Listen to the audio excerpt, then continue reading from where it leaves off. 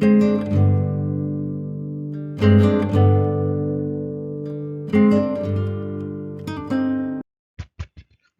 And welcome back to my channel UG science classes. और हम लोग क्लास 11th का चैप्टर 1 पढ़ रहे हैं और इस चैप्टर 1 का ये थर्ड वीडियो है, द लिविंग वर्ल्ड का थर्ड वीडियो। ठीक है, लास्ट के 2 वीडियो मैं अपलोड कर चुकी हूँ, उसको आप आई बटन पे देख सकते हो। लास्ट के 2 वीडियोस मैंने व्हाट इज लिविंग और लिविंग कैरेक्टरिस्टिक्स के बारे में पढ़ाया था, जिसमें हम लोग ने external response to external stimuli तक पढ़ लिया है। ठीक है, यानी लिविंग होने की क्या क्या कैरेक्टरिस्टिक्स होती हैं ये मैंने कंप्लीट करा दी हैं लास्ट 2 वीडियोस में। आप लोग एक बार उसको जाके आई बटन पे क्लिक करके देख लेना। इसके अलावा कोई डाउट हो पिछली वीडियो से रिलेटेड तो मुझे कमेंट सेक्शन में बता देना। ओके, आगे बढ़ते हैं। ओके, आज का जो टॉपिक है वो है बायोडाइवर्सिटी। बायोडाइवर्सिटी क्या होता है, यानी जितने भी हम हमारे आसपास रहने वाली चीजों में वेरिएशन देखते हैं उसे बायोडाइवर्सिटी कहेंगे। यानी कि लाइफ फॉर्म्स में जो भी डाइवर्सिफिकेशन या वेरिएशन मिलेगा उसे बायोडाइवर्सिटी कहते हैं। ओके, जैसे यहाँ लिखा हुआ है variety of life forms existing on the earth. जितनी भी लाइफ फॉर्म्स की वैरायटी अर्थ पे एग्जिस्ट कर रही है वो बायोडाइवर्सिटी के अंदर अंदर है। ठीक है, यानी वो बायोडाइवर्सिटी के अंडर आती है, जितनी भी लाइफ फॉर्म्स की वैरायटी हमें अर्थ पे मिलती है। Okay, next, maintains the ecological balance on earth. Biodiversity का काम होता है कि जो अर्थ का इकोलॉजिकल बैलेंस है उसको बना के रखे। इकोलॉजिकल बैलेंस क्या होता है? इकोलॉजिकल बैलेंस का मतलब होता है कि अगर कोई हर्बीवोर्स है उसे एक ओमनी कार्निवोर्स खाएगा और एक कार्निवोर्स को स्कैवेंजर्स खाएंगे। ठीक है, इस तरह से ये इकोलॉजिकल बैलेंस बनता है। तो बायोडाइवर्सिटी का काम होता है कि इकोलॉजिकल बैलेंस बना के रखे ताकि कोई भी एक पर्टिकुलर स्पीशीज ज्यादा ना हो जाए और एक कोई पर्टिकुलर स्पीशीज एक्सटिंक्ट ना हो जाए। तो इसी बैलेंस को बना के चलने को हम इकोलॉजिकल बैलेंस कहते हैं। ठीक है, नेक्स्ट क्या है? Preventing species extinction is one way to preserve biodiversity.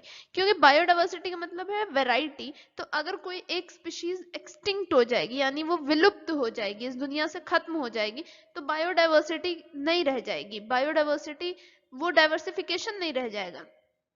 इसलिए स्पीशीज एक्सटिंक्शन को रोकना होगा, तभी हम बायोडाइवर्सिटी को प्रिजर्व कर सकते हैं, उसे भी बचा सकते हैं। अगर बायोडाइवर्सिटी को बचाना है तो सबसे पहले हमें स्पीशीज को बचाना होगा, क्योंकि बहुत सी स्पीशीज एक्सटिंक्ट करती चली जा रही हैं डे टू डे।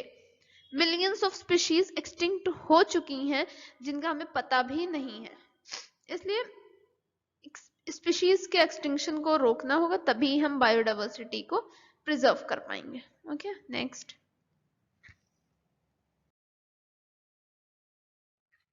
देख लेते हैं नॉमेनक्लेचर एंड आइडेंटिफिकेशन। नॉमेनक्लेचर किसका? नॉमेनक्लेचर ऑर्गेनिजम्स का नॉमेनक्लेचर, और आइडेंटिफिकेशन भी किसका? ऑर्गेनिजम्स का, लिविंग ऑर्गेनिजम्स जितने भी हैं हमारे आसपास। ओके, नेक्स्ट क्या है? Process of naming living organisms such that a particular organism is known by the same name all over the world. Nomenclature एक ऐसा प्रोसेस है जिसमें हम एक लिविंग ऑर्गेनिज्म को एक नाम देते हैं, एक ऐसा नाम देते हैं जो नाम पूरी दुनिया में उसका जाना जाएगा। ऐसा नहीं है कि हम अपने कंट्री में कुछ और नाम से उसे बुला रहे हैं, दूसरी कंट्री में कुछ और नाम से बुला रहे हैं, तीसरी कंट्री में कुछ और नाम से बुला रहे हैं, ऐसा नहीं है। अगर उसका कोई एक पर्टिकुलर साइंटिफिक नेम है तो पूरी दुनिया में वही नाम उसका चलेगा। जैसे हम लोग ह्यूमंस का जो साइंटिफिक नेम है वो है होमोसेपियंस, तो all over the world humans का साइंटिफिक नेम होमोसेपियंस ही है। ऐसा नहीं होता है कि अगर यहाँ इंडिया में इंसान कह रहे हैं और यूएस में ह्यूमन कह रहे हैं तो फ्रांस में जाके उसको तीसरा नाम कुछ और होगा। तो कंफ्यूजन दूर करने के लिए ये नॉमेनक्लेचर निकाला गया था, ताकि सबका एक जैसा नाम हो तो उसको समझना आसान हो। यहाँ इंसान बोला जा रहा है, वहाँ ह्यूमन बोला जा रहा है, फ्रांस में कुछ और बोला जा रहा है, जर्मनी में कुछ और बोला जा रहा है, तो ऐसे कंफ्यूजन बहुत थी। इसलिए इस कंफ्यूजन को दूर करने के लिए नॉमेनक्लेचर बनाया गया, जिससे सबका एक ही स्पेसिफिक नाम हो। अगर हम कहें कि हमें होमोसेपियंस पे स्टडी करनी है यानी हम इंसानों पे स्टडी करनी है, सिंपल। ओके, आगे nomenclature in biological classification system of naming organism. Nomenclature होता क्या है एक्चुअल में? बायोलॉजिकल क्लासिफिकेशन में ऑर्गेनिजम्स का नाम रखने का जो सिस्टम है उसी को हम नॉमेनक्लेचर कहते हैं। फिर से सुन लो सब लोग, ऑर्गेनिजम्स का नाम रखने का जो सिस्टम है बायोलॉजिकल क्लासिफिकेशन में, उसे नॉमेनक्लेचर कहते हैं। कोई दिक्कत है किसी को? दिक्कत हो तो क्वेश्चन अराइज करना कमेंट सेक्शन में, ठीक है। बायोलॉजिकल क्लासिफिकेशन में ऑर्गेनिजम्स का नाम रखने के सिस्टम को नॉमेनक्लेचर कहा जाता है, ठीक है। अब क्या, the species to which the organisms belong is indicated by two words, the genus and species name, which are latinized words derive from various sources. क्या, किसी भी species, the species to which the organisms belong, वो अगर कोई organism किसी एक species से belong कर रहा है, ठीक है, तो उसका जो नाम होगा वो दो वर्ड से मिलके बना होगा, एक होगा जीनस और एक होगा स्पीशीज। किन किन चीजों से मिलके बना होगा? जीनस और स्पीशीज से। और ये दोनों ही वर्ड्स, ये दोनों ही नाम जो होंगे, उसका जीनस नेम और स्पीशीज नेम, वो इटालियन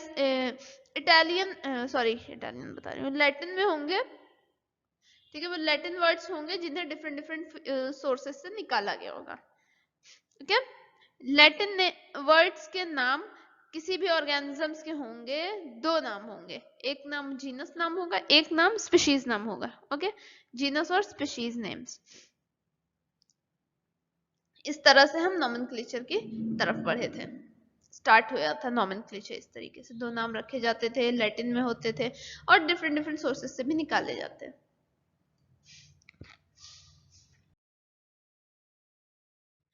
आइडेंटिफिकेशन, क्या होता है identification?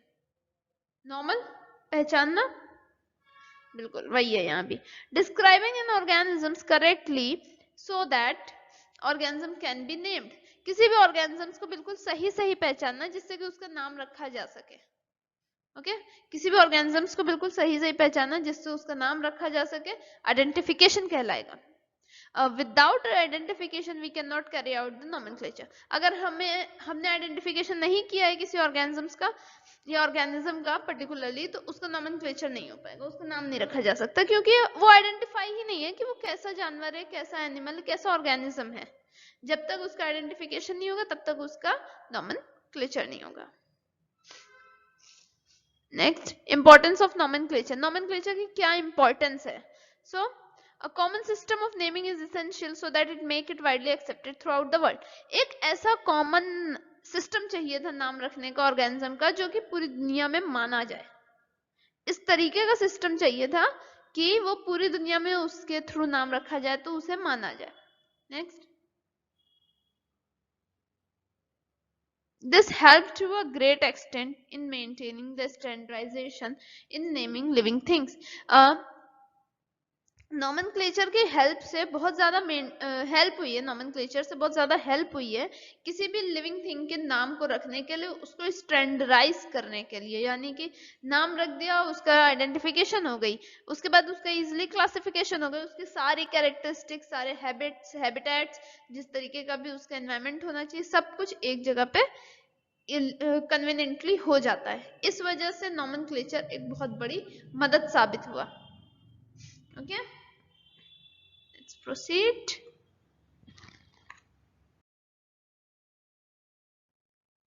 Binomial nomenclature. Binomial nomenclature क्या होता है? जैसे कि बाई से ही समझ में आ रहा है, बाई का मतलब टू, नोमियल मतलब नेम्स, टू टर्म्स, दो टर्म का नोमेनक्लेचर नेम क्या है? Binomial nomenclature is a two-term naming system which uses two different terms to make the species, plants, animals, and living organisms। क्या है? Binomial nomenclature एक दो टर्म का नेमिंग सिस्टम है जिसमें से दो डिफरेंट टर्म यूज होते हैं to name the species. Species का नाम रखा जाता है, ठीक है। किसकी species? Plant species, animal species, या और भी कोई लिविंग ऑर्गेनिज्म की स्पीशीज, ठीक है। दो डिफरेंट टर्म्स होते हैं जिसमें हम लोग स्पीशीज का नाम रखते हैं, किसी भी लिविंग स्पीशीज। स्पीशीज से मतलब यहाँ ऑर्गेनिज्म से, okay okay. Next, binomial nomenclature is also known as binary nomenclature. Binomial nomenclature को बाइनरी नोमेनक्लेचर भी कहते हैं। क्यों? दो टर्म्स की वजह से। इसमें दो टर्म्स होते हैं, बाइनरी सिस्टम में भी दो टर्म्स होते हैं, 0 और 1। वैसे यहाँ भी दो टर्म्स होंगे, ओके। और इसे दिया किसने था? This is given by scientist Carolus Linnaeus.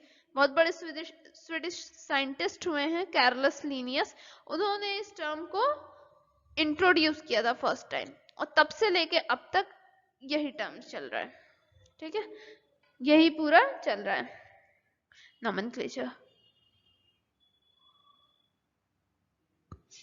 The two term consist of genetic epithet which is genus of that species and specific epithet which indicates the species itself। देखो क्या दो टर्म्स हैं जिसमें एक जेनेटिक एपिथेट है जिसे हम genus बोलते हैं, दूसरा स्पेसिफिक एपिथेट है जिसे हम स्पीशीज बोलते हैं, ठीक है, दो टर्म। ओके सो ये स्लाइड हो गई कि जो दो टर्म्स हैं उन्हें जेनेटिक एपिथेट और स्पेसिफिक एपिथेट बोलेंगे। जेनेटिक एपिथेट जीनस हो जाएगा जो कि उसकी कैटेगरी बता रहा होगा, और स्पीशीज एपिथेट वो खुद स्पीशीज ही होगी, ठीक है। नेक्स्ट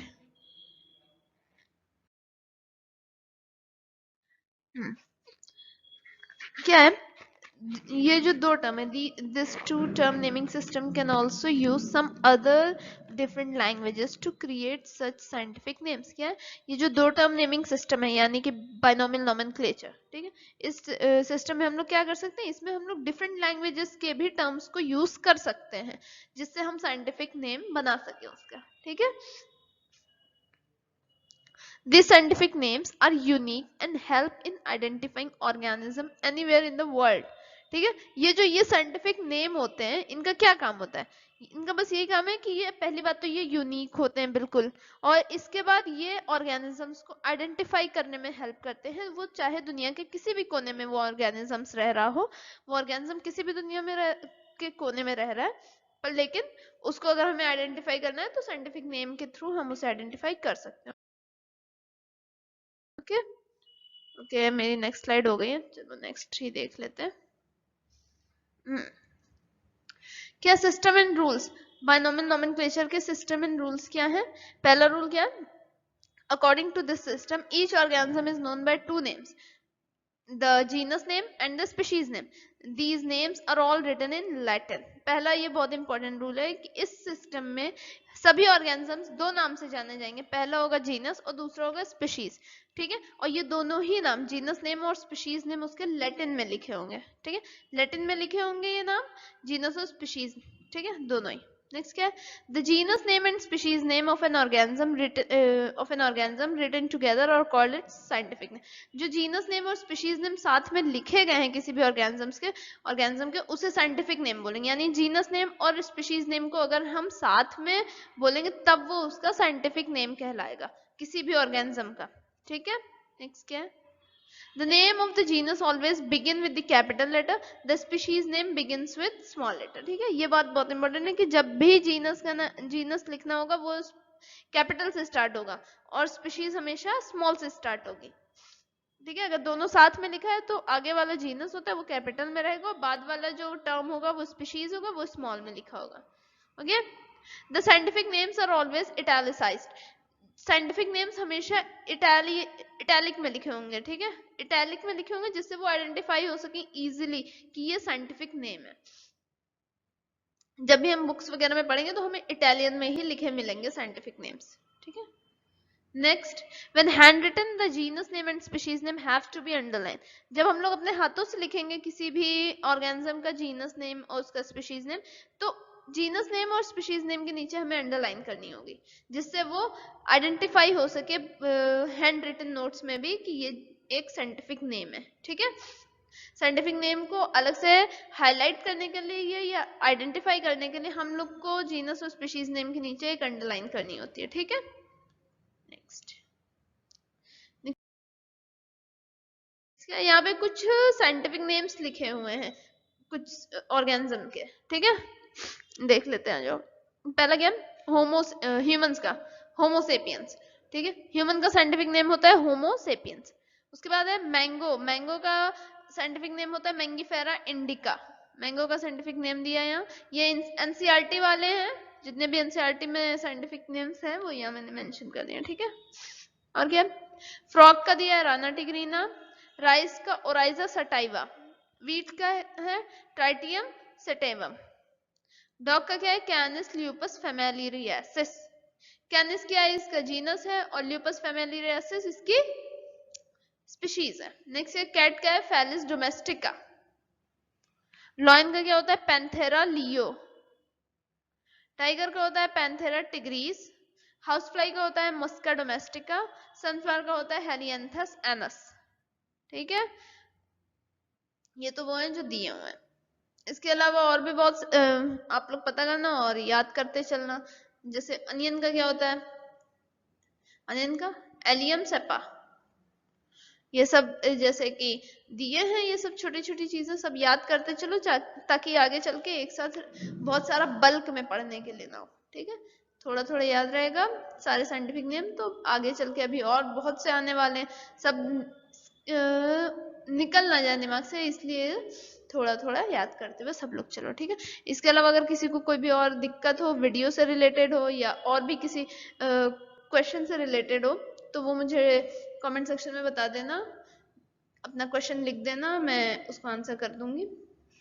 और आई बटन पे लास्ट 2 वीडियोस जो मैंने अपलोड किए पार्ट 1 पार्ट 2 वो मिल जाएंगे, वो देख लेना वहां से।